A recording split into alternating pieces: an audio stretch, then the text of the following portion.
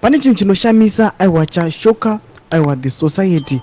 Vanhu panoona kuti aiwa Lieutenant Nelson Chamisa Amos Chibaya anobatwa nevakomana ve the regime obva aiswa in custody osungwa. Chinhu chavhundutsa vanhu sanabeda mashoko abuda nyogwa panapa tiona kuti aiwa nhau iyi yaverify ukaona kuti aiwa mashoko aya ndechokwadi. Vamwe vakati aiwa inhema but vanyatso kuona kuti aiwa vakomana vava vatori serious. Sanabeda mashoko abuda nyogwa pana muri wa subscribe or like or turn on the bell icon.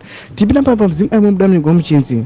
Former Mukoba legislator Amos Chibaya has been arrested at the Harare Magistrate Court where he had gone to offer solidarity with the Body Road 25. The arrest follows a warrant of arrested that was issued on him. According to TPC spokesperson Promise Mkwananzi, Chibaya was remanded in custody to the 30th of September. Do mashoko atukona panapa ari kubuda tiona kuti aiwa Amos Chibaya anonzi aiwa ngaamboramba ari in custody kusvika musi wa 30 September. Do pari kuona kuti aiwa zvichambongozoti vakomana ava vanenge vasina mhosva kutonomirira kwari kutoita vamwe 25 ava kubudiriro inhau yekutoti atozama kuda kuti vamiririra vamirire solidarity navo vakwanisa kuudza the regime kuti zvamuri kuita zvina kunaka ita kuti vanhu vabude muusungwa. Takuona kuti the blame yakudzoka kwaari abva abatwa nobva akepchwa nethe regime. Chinhu chinosirisa chichiitika munyika yedu munyika yeZimbabwe vanotoona kuti aiwa people they are demanding kuti aiwa makotsi aya emunyika yeZimbabwe nethe ZRP aiwa mutungamiri wenyika anofanira kuzviona aone kuti vanhu ava zvavari kuita hazvisiri izvo. Ndimbotisa mafunguro enyu moti kudii pamusoro pechiitiko ichi.